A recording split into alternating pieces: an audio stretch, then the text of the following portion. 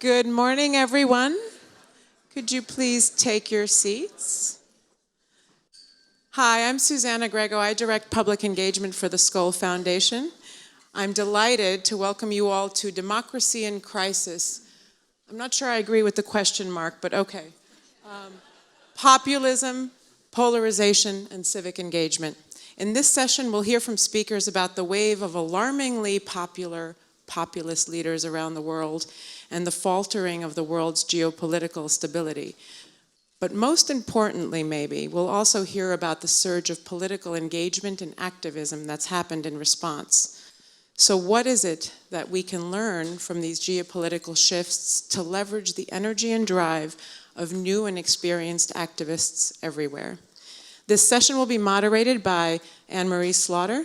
Anne-Marie is the president and CEO of New America and the professor emerita of politics and international affairs at Princeton. Before that, she served as the director of public policy planning for the U.S. Department of State. She was the first woman to hold that position. And before that, there's a lot more, but this is the last thing I'll say. Anne-Marie was the dean of Princeton's Woodrow Wilson School of Public and International Affairs and a professor at Harvard Law School. Having written and edited 7 books and many more articles on connecting in a networked world, the women-men work family puzzle, et cetera, I think she's well on her way to rivaling President Carter in the not-too-distant future. So we couldn't be in more brilliant hands and in for a more provocative discussion. But while I still have the mic, a couple of housekeeping notes. Please, please, please silence your cell phones. But also feel free to share the conversation via social media. The hashtag is #SkollWF. During the Q&A, please wait for the microphone to reach you before speaking. We are live streaming and filming the session. After the session, please take a minute. You have note cards at your seats. Please take a minute to complete the session survey. Thank you and enjoy the conversation.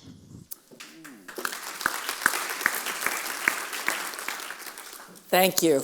So I am going to follow Skoll Forum rules, and I'm not going to introduce my panel. If I did, it would take us a good 10 minutes. I'm going to let you read in your bios and above us. This is a very timely time to have this conversation.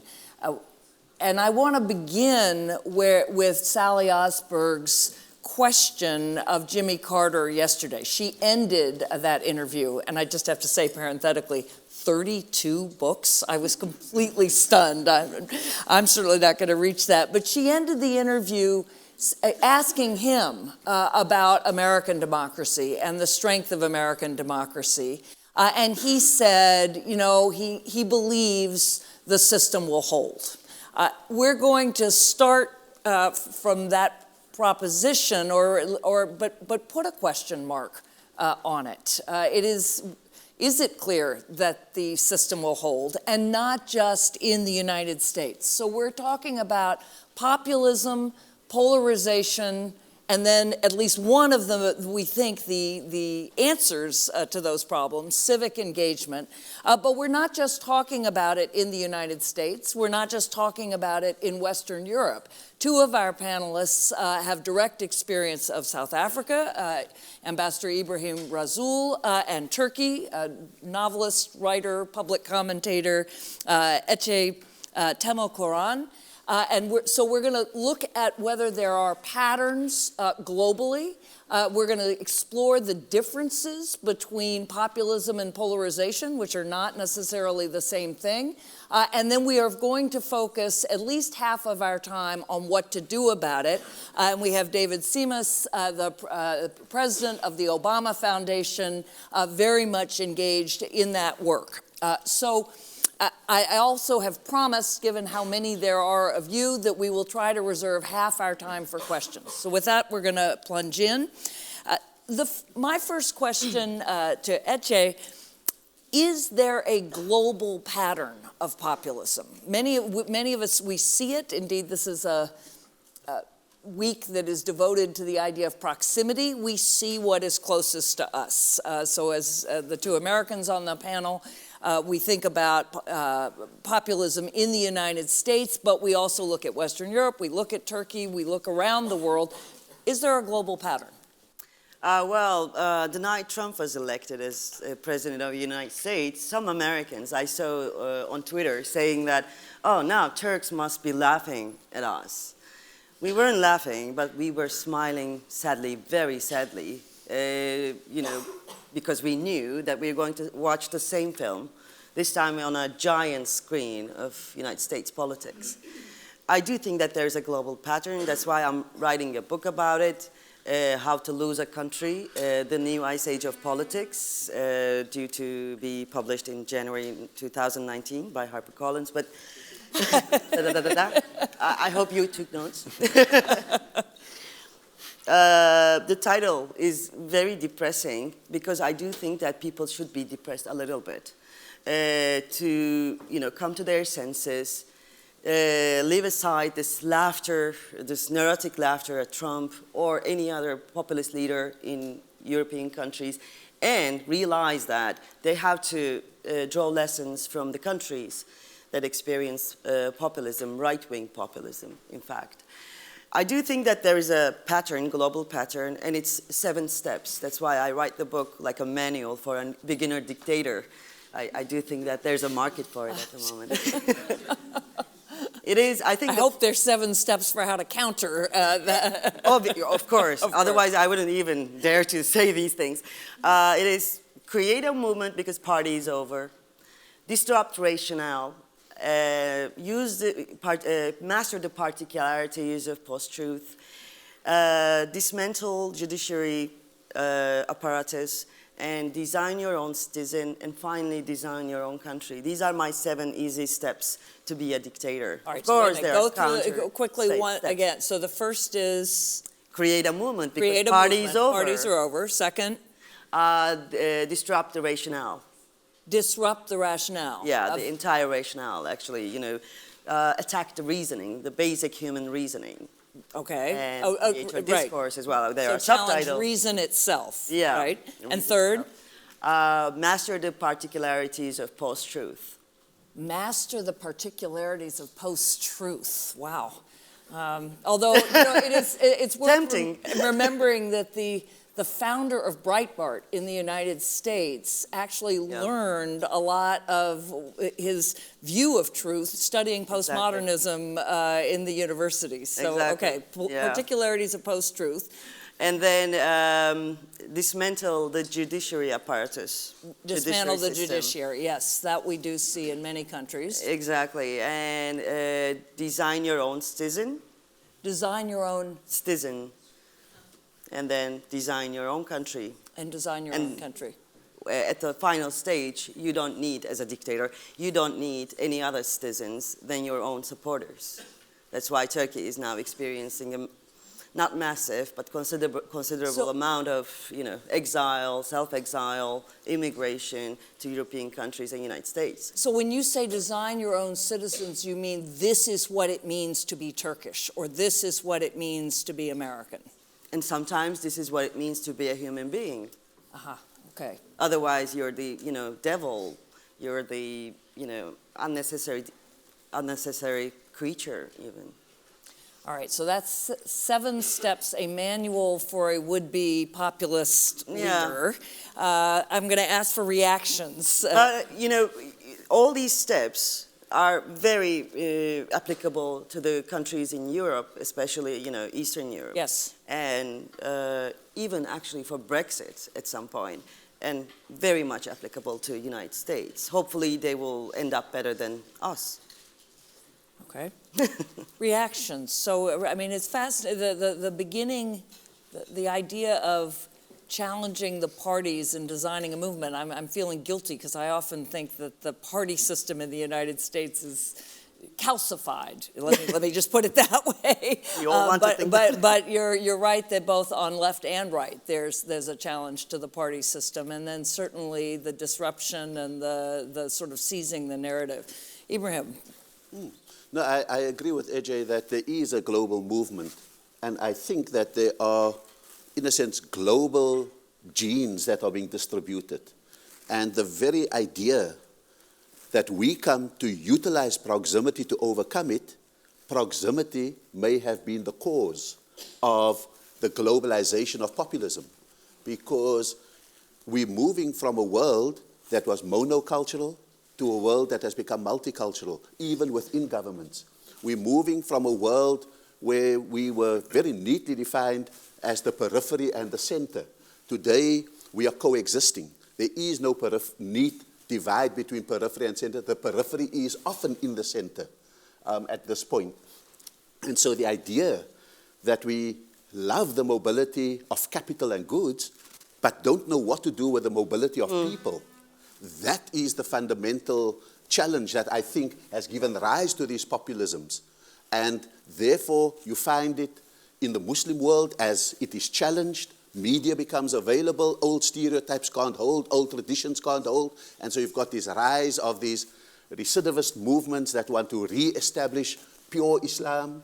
You've got the same thing, make America great again. You've got the thing, let Britain be strong on its own again, let's be Hungarian again, etc., etc., and the rise of the strong personality in Turkey rather than strong institutions. And so I think that we are dealing with a global movement that is multifaceted in appearance, but single in purpose and single in origin. It's part of the distemper of globalization, and therefore this gathering is so important to re-harness the power of proximity and to say it's a power for good, because so far we have seeded it to be a power for bad. Emery, You make sense. on the party piece, as someone who in the former life was the president's political director, part of my job was to deeply understand essentially the structures of the parties and the way power flows through it. One of the things that we saw beginning with the Dean campaign was what the internet did was it began to break one of the fundamental pieces of American party politics, which was money. Yeah. Up to that point, essentially, you had to go within the system in order to be able to fund. Dean broke that. In 2008, the next piece of that, which was the mobilization of people, the Obama campaign showed that you didn't need to go to the specific interest groups that traditionally formed the backbone of campaigns. You could go directly to people to galvanize. The piece that we saw in 2016, which was the final breaking point, was essentially the control of message completely broke down. So up until that point, imagine a candidate for any office saying, I want to ban a certain group of people from entering the United States. Prior to, let's say, 2012 or 2008, what would have happened would all of the media institutions, both political parties, academia, clergy, essentially all of the parameters of civil society would have said, that's not right or appropriate. The candidate at that moment would not have a way around the gates to basically say, actually, it is appropriate and double down. What we saw in 16 essentially was with the use of, in this case, social media, but this will not, for me, be a social media bashing session, because Fox, Drudge on the right, cable on the left, essentially now gives you, as a candidate, the venue to say, actually, this is the truth. Norms begin to shift, party apparatus begins to collapse, and all of a sudden you're in a very, very new dynamic where essentially voters now, with the exception of, let's say, the 20% on the left who identify as strong Democrats and will vote accordingly, the 20% on the right who do the same, the vast group of folks in the middle have partisan inclinations, but it's more about identity and less about issues. And so when a candidate comes up and basically can speak directly to them from an identity perspective, it essentially changes the system in a way that destabilizes party, not only in the United States, but I think you're seeing this throughout the planet. But isn't it playing their game in a way? Aren't you transforming yourself once you start speaking, manipulating the identity concept?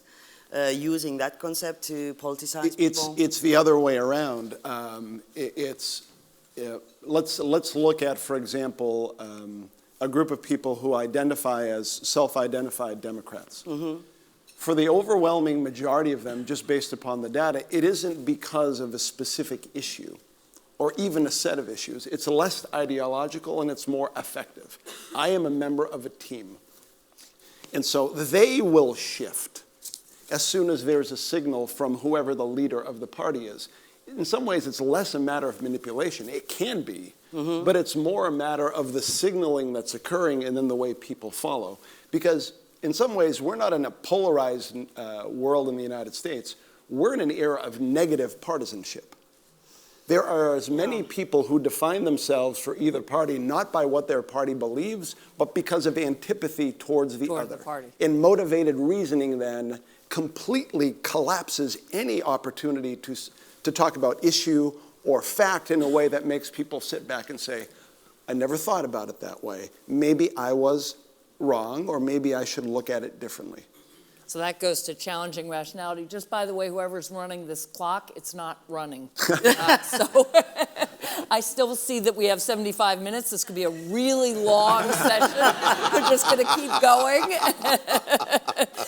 But so why is that such a bad thing? I mean, David, as you were talking, I was sitting there thinking, had we not had the 2016 election, I'd have been, yes, break the power of money, break the power of the media in the sense of not being able to get the message out. That is democracy. We need more of it. I hate the fact that if you want to run for office, you have to spend your entire time dialing for dollars. That's the corruption of our democracy. So why do we automatically assume that populism is a bad thing? We've got bad examples, but I would say movements that challenge a corrupt status quo are populist, and why aren't they good? Can I answer right away? I think it's about the 1%. Populist leaders, they are defending the idea, or they are arguing that they represent the 100% of a country. Whereas, as you said in the opening remarks, the popular movements, popular uprisings, they represent 99%, and they always say it as an Occupy movement. That 1% in between makes the entire change, entire difference between popular and populist, I think. Because in Turkey, in South Africa, or in any other country where populism experienced, the most important argument for oppression is that the popular leader comes up and says, I represent this country, and by time that leader equalizes himself to the state, to the entire population, to the country, etc. So that 1% is important, I think. So you're saying majority populism would be fine, but minority populism No, it's not populism. It would be popular, like, popular rather than populist. Ebrahim. Yeah, if I can mix two metaphors. Before populism... You can, we may not understand you, but... Before populism becomes dangerous, it is the canary in the mine. It warns of constrained oxygen, of noxious gases, of something going wrong in the mine. And when it exploits the fear and the uncertainty that comes from that warning, it then becomes the fox in the henhouse. It then feeds off. The canary becomes the fox. All right. Absolutely. But the fact of the matter is that I think that the middle ground is complicit in the sense that when it hears the canary warning, when it sees the evidence of its eyes, it becomes technocratic. It becomes boring. It does not respond in ways which I think deal with the sources of discontent, whether it is economic exclusion, social exclusion, identity yearnings, and all of those kind of things, fear, discontent, and anger, and grievance. And it's grievance and discontent that has driven populist movements across the Middle East, for example, based on historical notions of victimhood, based on the continued existence of dictators and authoritarian regimes, the pushback of the Arab Springs, etc., and we ignore the warning signs, and we push ahead with technocratic, interest-based politics, and then we want to wake up and double spend on managing the outcomes of it when the fox has been let loose in the hen house. And that, I think, is the fundamental fault of the middle ground. The middle ground is not the innocent victim. It is a passive perpetrator within the rise of populist movements on the left and on the right. Exactly. We in South Africa did not understand, for example, the need for haste on land reform, on services to be given to people, on dignity and nipping racism in the bud. And therefore, we reaped a decade of populism where suddenly we found ourselves having to fight a rearguard action to save the purpose of the revolution that Nelson Mandela became the first president of. And so I think we need not a smug politics of distraction. Let's hope Muller can deal with Trump. Let's hope something comes up from the Russians. It needs a fundamental intellectual, political, and ideological reform, and not the politics of mass distraction that I think is substituting for good oppositional politics in the United States, in Europe, and all over the world. Exactly. I agree only... Oh, sorry. I agree totally, except for the canary thing. I do think that it's fox from the very beginning, only a small, cute fox. Because as soon as our little fox enters the political sphere, it poisons the political sphere, and it poisons the mind. And then that's why actually I asked David, like, are you sure that, the leader will lead the masses, or the masses will steer the leader to their way of thinking in terms of identity? Because once populism enters the political stage in a country, it starts creating this big effect, something bigger than itself. That's why Nigel Farage, for instance, the leader of UKIP party in Britain, he seems like a funny figure, clownish person, but then he shaped the entire British politics when it comes to Brexit.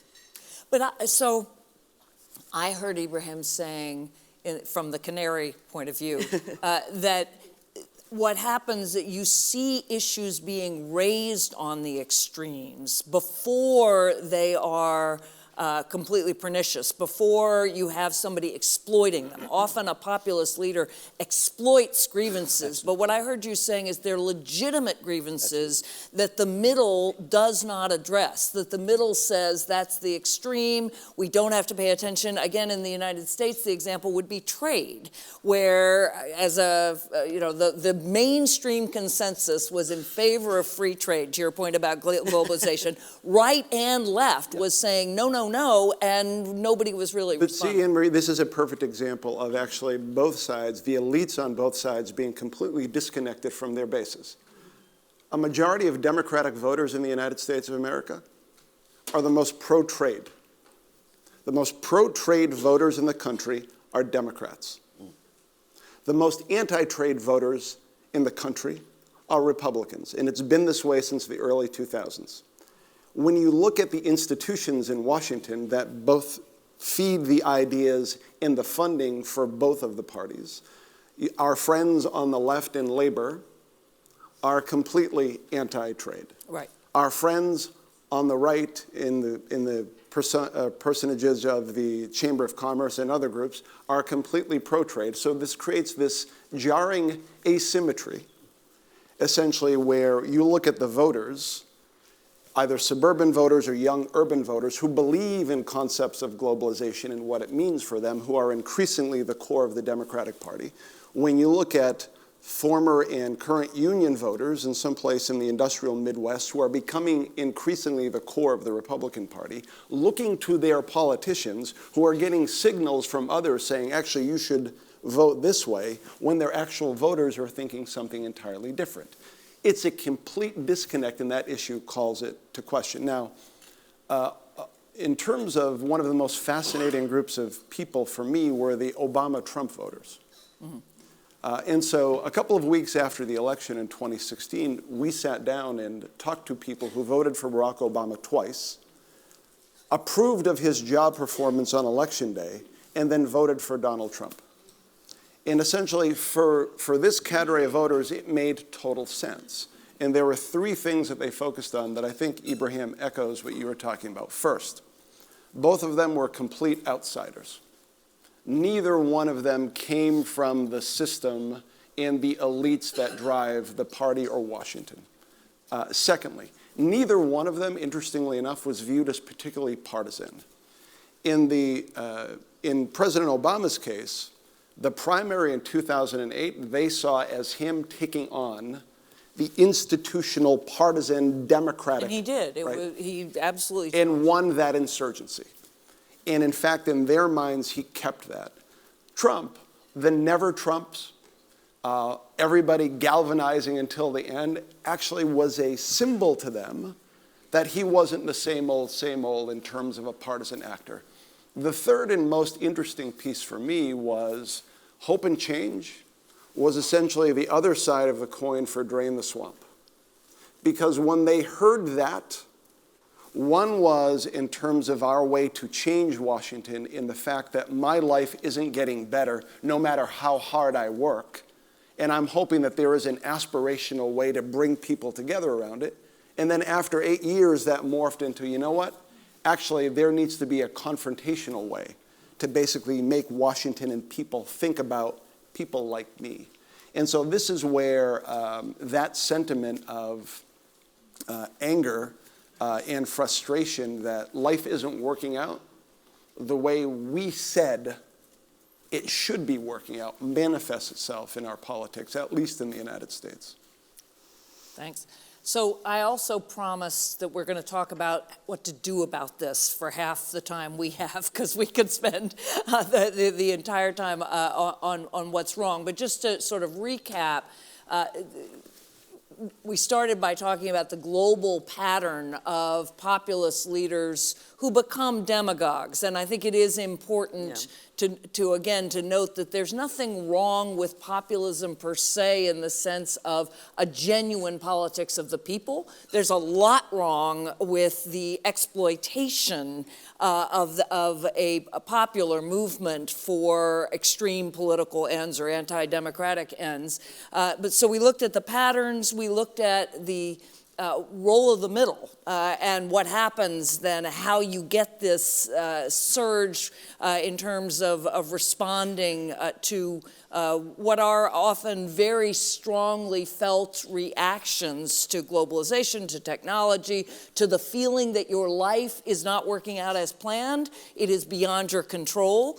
And then that fundamental anti-establishment piece that, again, I think you see in democracies or in non-democracies. You can see it in the Arab Spring, you can see it in the color revolutions, and now you can see it in democracies. So with that sort of backdrop, Ece, let me come back to you. Now I want to hear, not necessarily all seven, but I want to hear, what do we do about it? Because presumably you're not just writing a manual for dictators. Well, you know. A girl has to earn money. You started this panel by talking about faith. Yes. And I do think that the most important thing is we have to remember why and when we lost our faith to create a better world, to create better versions of ourselves, and to create a better democracy. I do think that whatever the remedy is to the perils of our time, I think they are somewhere in 1970s. And the cure is remembering those times that we thought of ourselves as capable human beings, as capable political actors, not just audiences watching what's going on in the world and thinking there is no alternative. Because there is no alternative is a sentence that has been imposed on us through 1980s. And now we think that it is our thought, it's our idea that there is no alternative. Now there is an alternative because there is, humanity. There we are thinking, yes, the party is over. since the collapse of the USSR.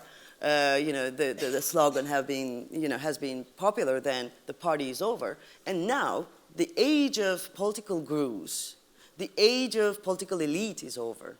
Whatever the remedy is, it's going to come from the streets. It's going to come from Tahrir, come from Gezi or Spain, all these, agoras that people are trying to build. There is no one answer, but the answer is the collective and collective thinking. Therefore, I think that, all these experiences that accumulated in Tahrir, in Gezi, in Spain, in South Africa even, they have to be articulated now as political experiences. They have to be, they have to create a new political vocabulary. Yes, the answer, sorry, David, but it won't come from parties. It will come from collective thinking on this ground. Although, if parties are courageous enough to connect to these people without changing their discourse, without changing their revolutionary energy, then maybe parties can overcome the populist thinking. But I do think that the first thing we shouldn't do is not to comply with their discourse. We shouldn't call ourselves elite, because that's very dangerous. It's not only Washington elite, that will be disturbed by this narrative, but also my mother, who is a teacher, who is a secular woman, became an elite just because she's not one of them. She's not one of the AKP supporters. So let's be careful about our language, one. And second, let's not forget that we cannot beat this beast with our facts or without scientific, proofs and so on. This is a narrative that we are struggling against, and it's a very good narrative. It's a very good story. Bad man, good man, evil, villain, it's so beautiful. And we are trying to beat this beast with a PowerPoint presentation stick showing numbers. No, we need a story. We need a very good story, and we are actually capable of telling that story, I guess. So bottom up, you're saying, and a strong counter-narrative, not just complicating the narrative. I want to hear reactions. I'll just say from one thing I question, though, is that from the streets, as you say, very good at tearing down, not so good at building up. I mean, one of the lessons of the Arab Spring was you can overthrow a government, but to replace one with a functioning government. They are very new. They are learning. This party system has been there for hundreds of years. Fair point. They're just, a few decades. Give some time. All right. And this is the difference between an activist and an organizer. This goes to the heart of the difference. Activism is necessary. It is stray voltage. It is energy. It is noise. Oftentimes it is anger or other types of emotions. It is very easy to then take that and turn it into an us versus them, me against you, given that. Organizing is taking the stray voltage and in a constructive way, directing it towards the power system in a way to bring change. One thing that we're doing at the core of the Obama Foundation's mission of inspiring, empowering, and connecting the next generation of leaders is around deep lessons in civic engagement that have 4 very simple but complicated pieces. One, to the point Ece just made, when you begin with your personal narrative. Understand that you are not going to persuade people with your set of disjointed facts or PowerPoint. People learn and listen and process in story, and story that is predicated on trust. And the one area in society where there is trust left is proximate. If I know you, or if I know people like you, it is harder for you to become an abstraction or to become the enemy. That is foundational. Step number 2, issue mapping. Once you decide what you care about the most, please understand that it's never binary. Force people to go through root cause analysis. Why? Because it shows you that other people who you disagree with, who care about the same thing, actually may have a good solution. It opens up the aperture of understanding. Don't be binary. Open it up. That's your responsibility in a society. Third, my favorite part, power mapping. Who makes the decisions? But that is the first step of that. Who influences the decision maker? From where does the power derive? Legal, regulatory, normative, society, driven by culture. And then understand fundamentally that that power is temporary, because all politics essentially is a reflection of that moment in time. So understand it and be open to the change. And then the final piece is coalition building, which is where the activist becomes the organizer. How do you build essentially with people that you don't normally agree with, but focus on this one thing that right now you have in common? That creates some muscle memory that's necessary to say, Ebrahim and Ece and I completely disagree on these four things, but on this one thing, we are aligned in terms of working together. That's the transition from activist to organizer. And the power of this is that if you can remove people from citizenship as simply my rights, which are important, but that too easily devolves into a spectator sport. Someone else will take care of it, and transition it to what are my responsibilities. And I don't mean voting. Voting is the minimum entry to civic engagement and citizenship.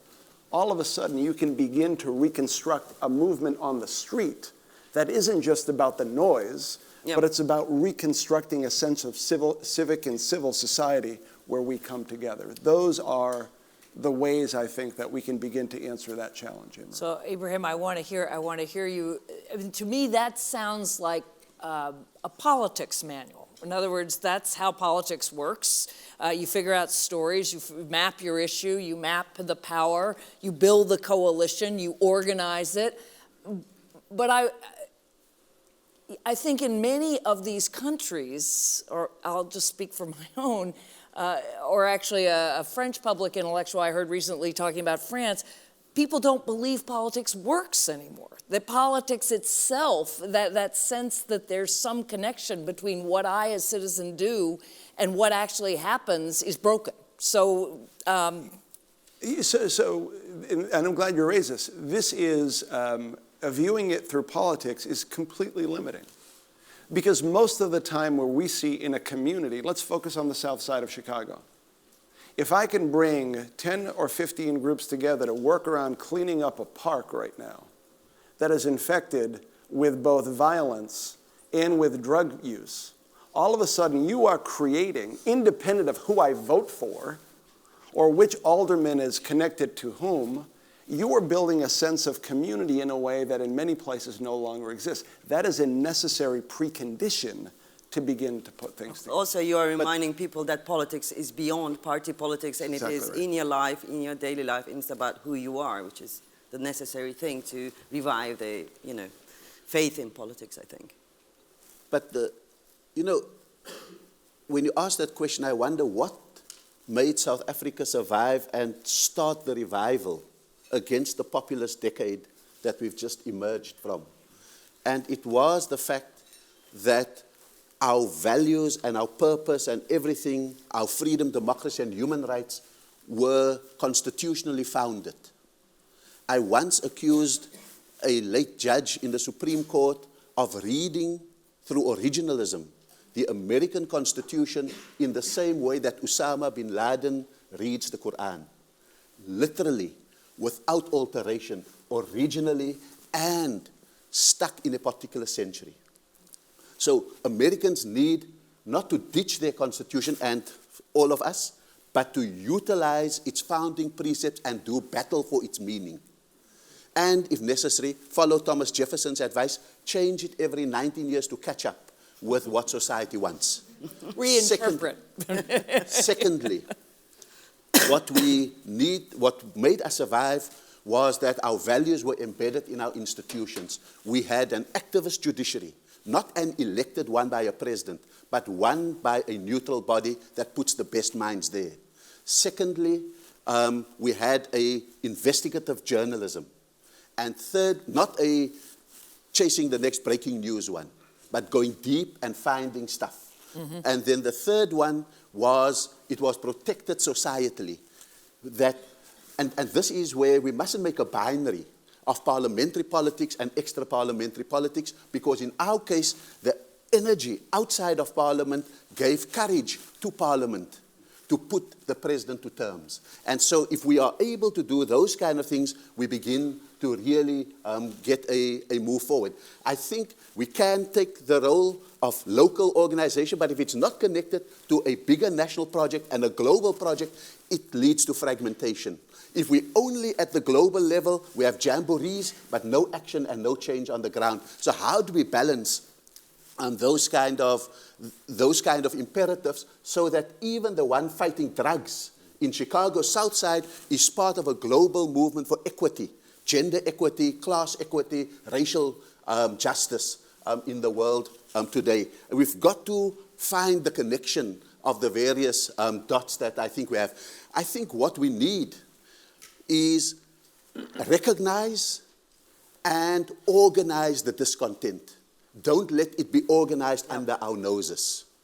If we can't do that, what it will morph into is victimhood. Victimhood that's based on anger and discontent, and what we need to do as the middle ground is to give it a name, put it in a set of demands, work for it in various ways, in Parliament, outside Parliament, and be able to turn it into agency, one that has purpose and one that has a program. Without those things, we don't succeed in doing anything.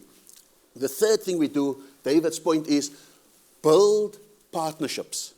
I work with Muslim leadership in the USA, in the minority communities of France and Belgium, in North Africa, the Arab Spring people, and so forth. And the most important thing that I need to teach them is proximity. How do you build partnerships with others? I tell them the difference between an alliance. You enter into alliances with those who share your values. And if you find those people, work with them. But if you don't find a sharing of values and lifestyle, and you find certain aspects abominable in your own mind, then go for coalitions, because you may share objectives. And if you even don't share objectives with them, then go for quick partnerships, because you may share issues and projects. Now, if we don't break it down like that, a Muslim will never be in the same coalition with a gay in the United States, but both of them have problems with Trump. Black Lives Matter may become so exclusive that they think that making coalitions with brown lives is a watering down of their purpose. How do we show them? You see, these are practical stuff that we need to do. And then I end by saying that we must find the middle ground between, for example, a Mahatma Gandhi and passive resistance, which is absolutely crucial, and a Malcolm X, by all means necessary. I think that Nelson Mandela embodied for us the notion of militant nonviolence. The middle ground can't be boring when we are fighting for our survival. The middle ground can't be disarmed when we need to give people who feel the brunt of injustice some way of mitigating that injustice through militant nonviolence. And we need to understand whether all of these marches and these petitions and so forth are going anywhere, or is part of what we need to do to test the governability of the populists. And those are some of the things that I think we really need to be engaging in as we go forward. Otherwise, we will simply be at the mercy of competing populisms. One on the margins, extreme in the deserts of Syria, in the mountains of Afghanistan. The other sitting in the White House, sitting in Parliament, sitting in the governing seats of Hungary, and all of those kind of things. Those are the competing populisms. We are in between, and we need to mobilize and find the answers. Otherwise, democracy in crisis will not be a question mark.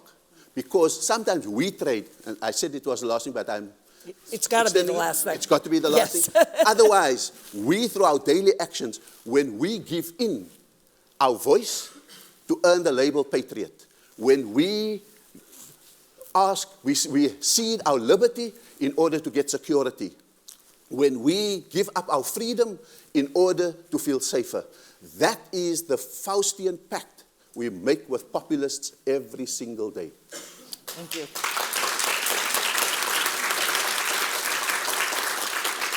So we have 25 minutes for audience questions. I promised I would leave as much time as I could. In this conversation, there are a number of common themes about what to do, starting very much with restoring the idea of human agency, connecting it to purpose, connecting it to a local purpose, but also a national or a global purpose. That's part of how we inspire people with meaning. Civic engagement, so not just around connecting people to the idea of voting, but connecting people to a larger idea of what politics is. So it's not just voting, it's not just parties, it's getting things done. And you can do that through government, but you can also do that actually by simply bringing people together in organized ways with institutions. So I think that sort of bottom-up sense. The other thing that you all referenced, which is really at the heart of classic theories of democracy, are cross-cutting cleavages, right? The idea, this is Robert Dahl, this is most of us in our initial classes on politics, that you're not going to agree with everybody on anything, but you can agree with others whom I may be with someone who I really disagree with around reproductive rights or gun rights, but who I absolutely agree with on the need to take back our community or to get rid of money in politics. And that idea of cross-cutting cleavages is what weaves a fabric of a resilient democracy. So I've got one last question that I'm going to hold to the end, come back to this question of faith. But for now, let me open it to the audience. It's hard for me to see you, so you need to... Oh, okay, this way. That helps. Yes, so there's a question over there. Wait for the microphone and so that everybody can hear you. And please, if you can, direct your questions so we don't have one question and three answers. That way, we'll have more time for questions. Thank you. Thanks for your comments. My question is around the solution piece of this and civic engagement. I didn't hear education or youth engagement come up. And I'm curious, I know a bit about Turkey's education system, very centralized, US, very decentralized. But to be frank, you're developing your worldview not when you're 40, right? This is something that's evolving, and the narrative that you're receiving and the way you learn to think critically or create networks and connections and collaboration starts much earlier. So can any of you on the panel speak to that specifically as a pathway and maybe directly around what needs to happen there? So at least from our perspective, let me give you a perfect example. The Parkland students in Florida, there are the perfect example of civic engagement from an organizer's mentality. The thing that's most striking to me that people don't talk about very much is the state of Florida just recently introduced a civics curriculum. Oh. And when you watch those young people on TV, they are reciting chapter and verse of what they learned in the classroom. And so for them, the move from individual agency to collective action is actually predicated on something that maybe a year ago or a couple of weeks ago before the tragedy occurred, they were hearing. And so in their minds, they simply weren't a public school student who were the recipients of all of these benefits, who had these rights that they had to protect. They were actors. And this moment called for it. So when we think about what we want to build, both domestically and then eventually globally, there will be a piece about civics education and action learning that has to be embedded, because if the Obama Foundation is only touching people on college campuses, it's not too late, but essentially the opportunity costs there are massive. So thank you for that question. It's important to add to this discussion. There in the center, Amy. Hi, Amy Lowe. This is also for David Simas. I'm curious if you could reflect a bit on the conversation happening now in the U.S. around impeachment. In some ways, I think it represents the ultimate corrective in democracy if it's owned by the people, but I can appreciate for the Obama-Trump voters, it may be the ultimate sign of an elite power grab, and could it have drastic and profound unintended consequences downstream? And what would you advise for the impeachment folks that are pushing this conversation? So fortunately, I am, as it relates to political advisement, I am retired. However, let me speak based upon what I remember. Although that's becoming increasingly difficult.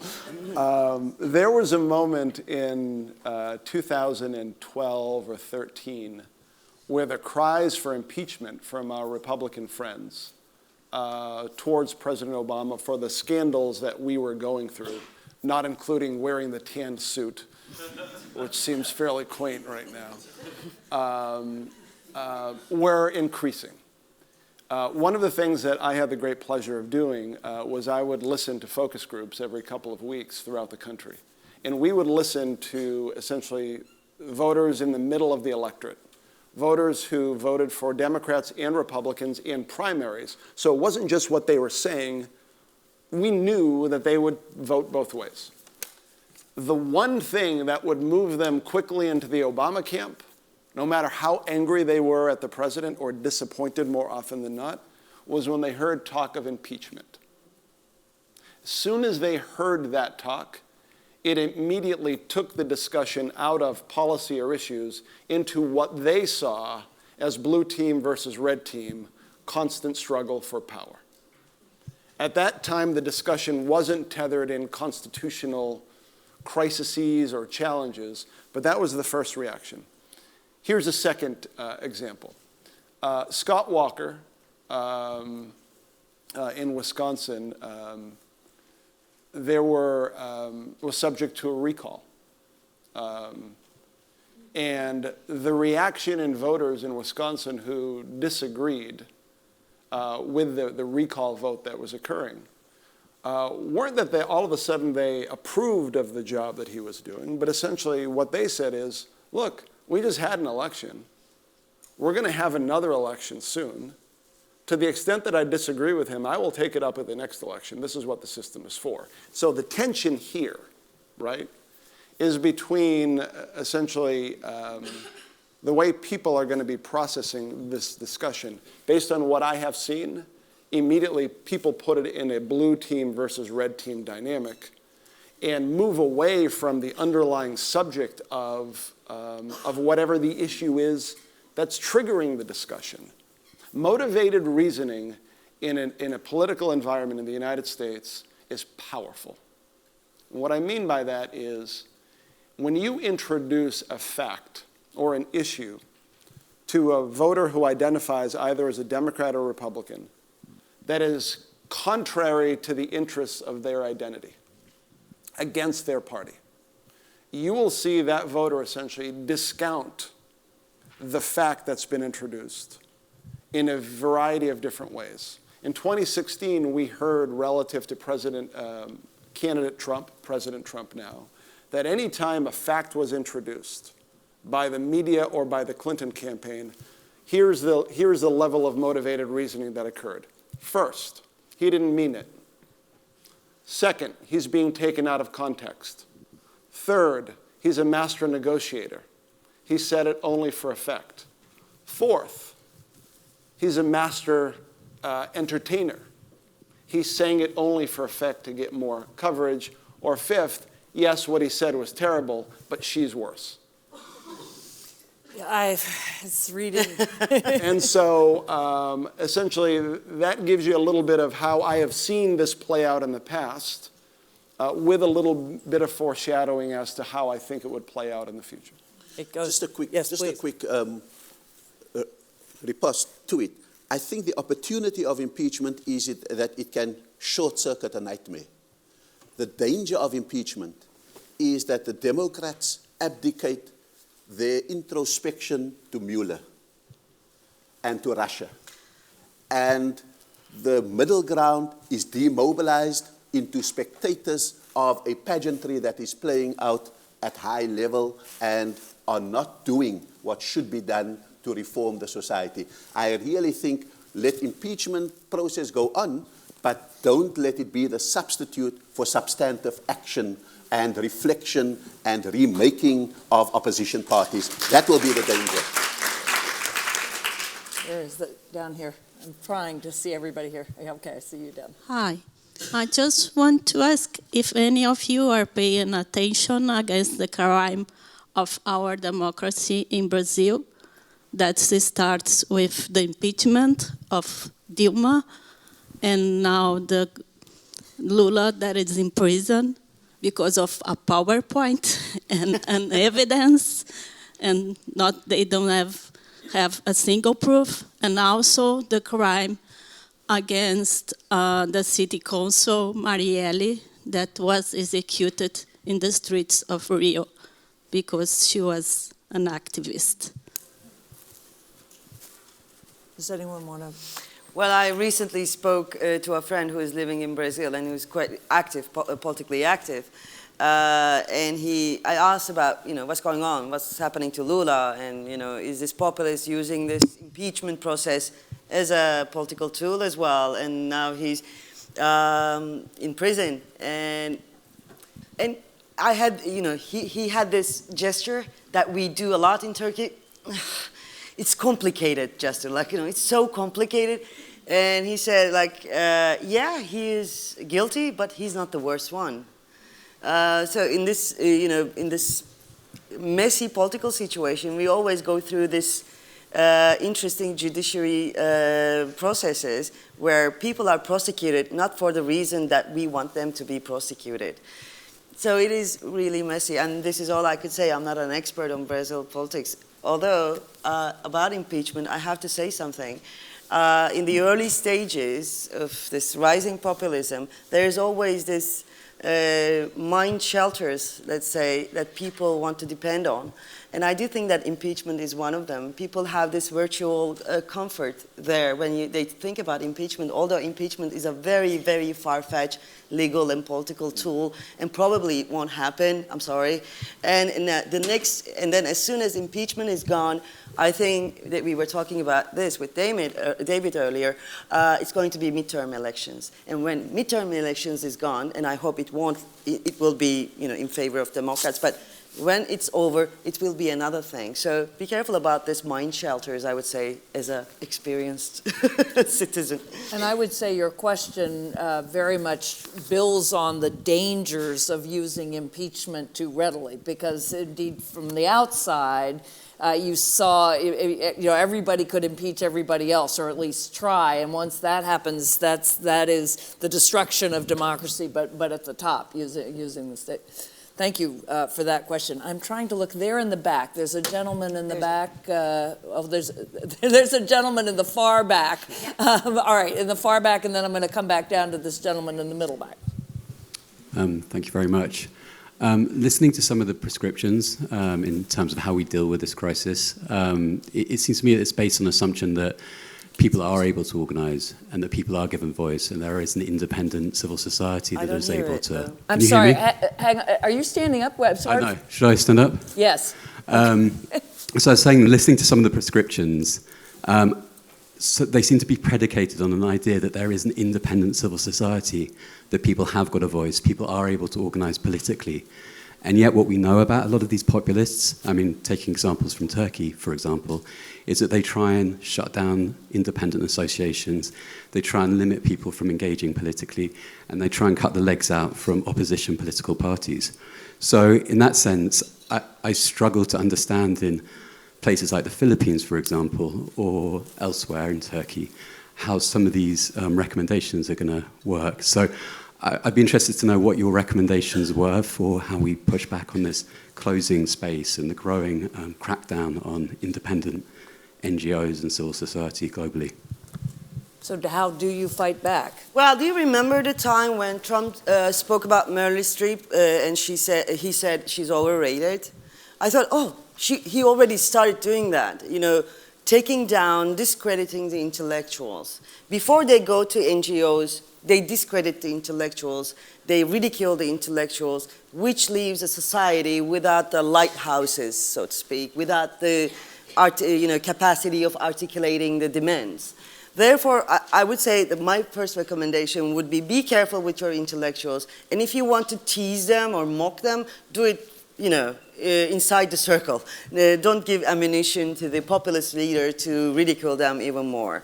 And then once the society is, loses its respect to intellectual debate, and then it goes to NGOs, to the streets, and they start harassing the NGOs and the leaders of the NGOs. And they are now not trying to oppress the NGOs, but NGOs are almost totally paralyzed in Turkey. That's why it's the democracy is equal to ballot boxes now, and is also limited to ballot boxes and voting process. So, and NGOs, I think, should be more in touch with those political movements that have been active in Gezi and Tahrir, and also they shouldn't be afraid of doing politics and being in touch with party politics. Throughout 80s and 90s, the politics somehow became unsexy. Now it's sexy again, so NGOs should be far more politicized than they were in last decade. I think, everybody will be politicized, especially the citizens, that consider themselves as voting normal, people. They will become militant citizens, and NGOs would be benefiting from this, politicization that is triggered by the populist leaders, I hope. But what do you do now? I mean, I heard the question as as in Turkey, as in Brazil, as in a number of, or the Philippines, once a populist is in power and has systematically weakened the bulwarks of democracy, what do? I heard the question is, if society really feels like it has no agency, where do you start? How do you push back? You see, I think in the case that you mentioned in the US, the populist has also set the terms of the engagement. He tweets, everyone else retweets.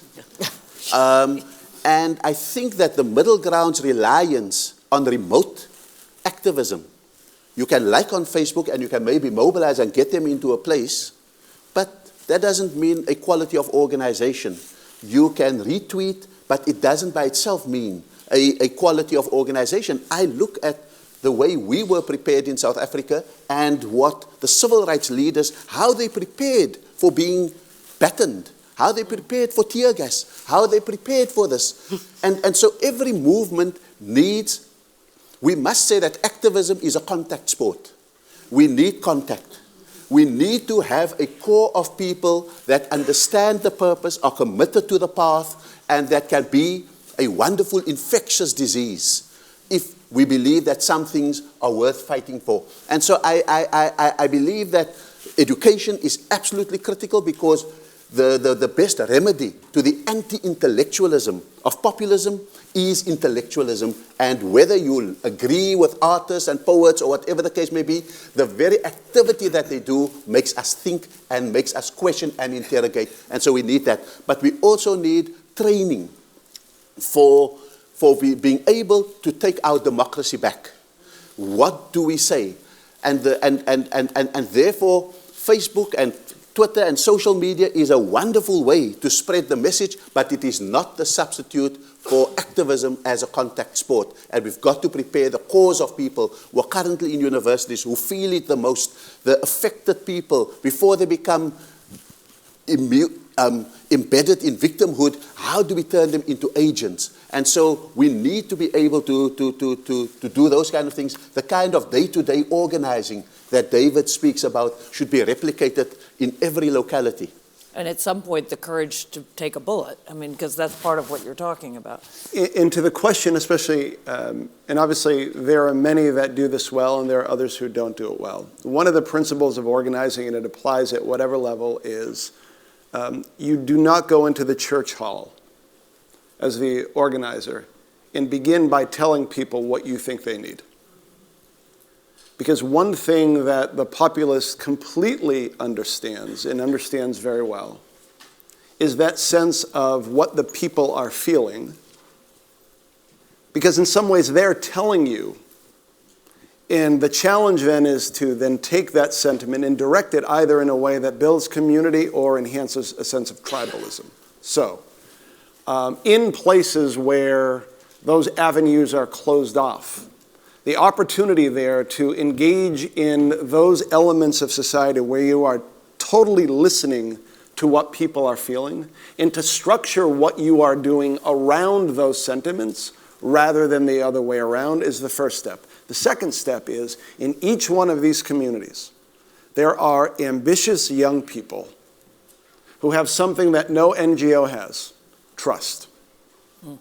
Nurture, cultivate, build, empower, and then connect her with someone else in the community next door. This is the way that we begin to bridge that very local to national.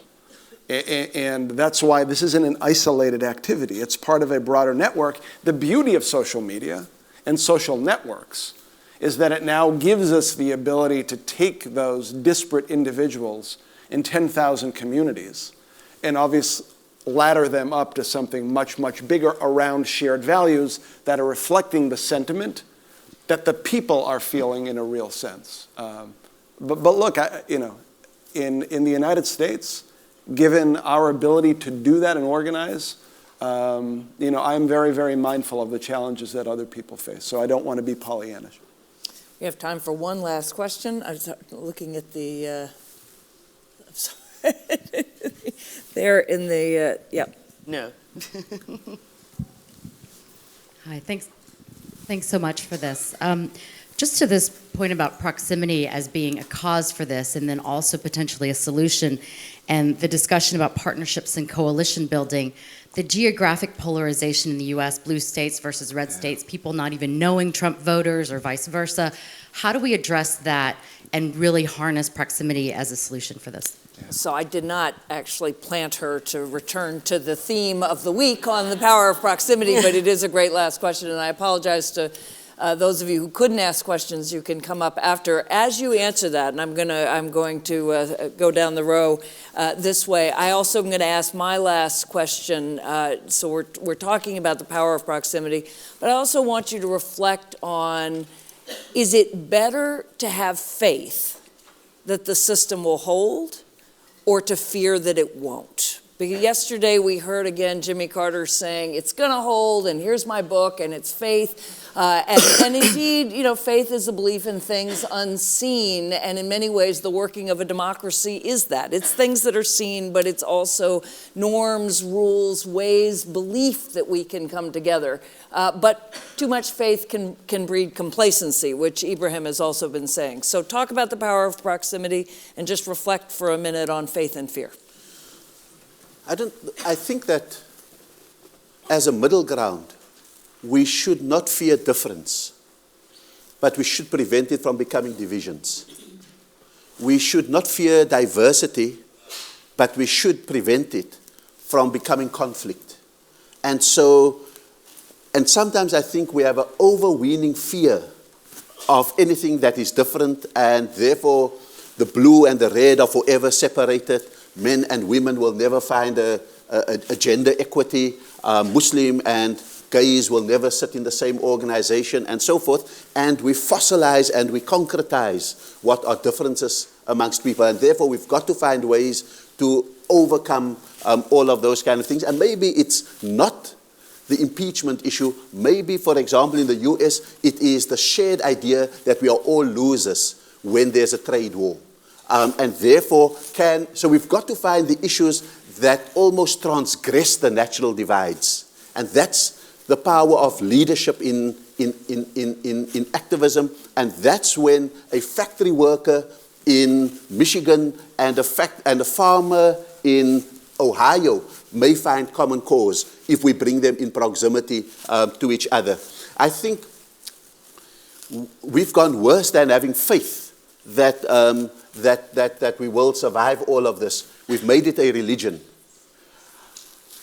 Spirituality is when you feel uncomfortable in your soul about something and you feel moved to do something about it. Faith tells you these are the strategic ways that we've had before. If we just continue to vote and if we just continue to turn out for elections and so forth, the system will correct itself. There's a complacency inherent in that, but a religious fervor to believe that makes us all non-actors in our own pageant. And so really I would go so far as to say, with great respect to President Carter's belief, when someone of his stature says it's going to be all right, someone of our stature may say, oh, thank God, I don't have to go to the next march. And so therefore, I would urge us, faith is not just a belief, as I believe in Islam, but always the Quran speaks about those who believe and do good. Unless the two are coupled, there is no paradise for you. Thanks. David. So on the question of proximity, one of the, I've talked about a couple of pieces of our training program. Very quickly, I'm going to touch on one piece that goes directly to this. So on the first night of the Obama summit last year, we had something called the community supper. And the community supper was where we basically sat around a table and people who did disagree with each other left their resumes at the door and began to talk about their family, their communities, their why, their values. When you can do that with people that you disagree with fundamentally on political issues and you can see them through the eyes of either their parents or their children or as a neighbor, it begins to break it down. That's the first piece. The second piece of the training that speaks to this, there's a group called Narrative 4, and I urge everybody to look up this group. They have this training exercise where essentially you have to sit knee to knee with someone else. You give them your personal story. They give you their personal story. You then stand up in front of the room and give their personal story in the first person.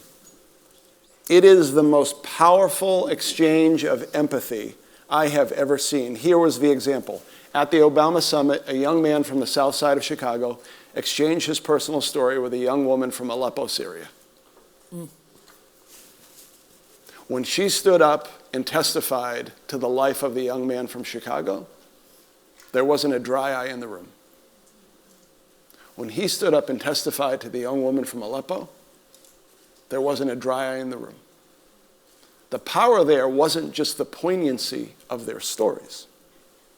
The power was that these two people from completely different places had this moment of deep human and empathetic connection that transcended everything. All of us have that capacity.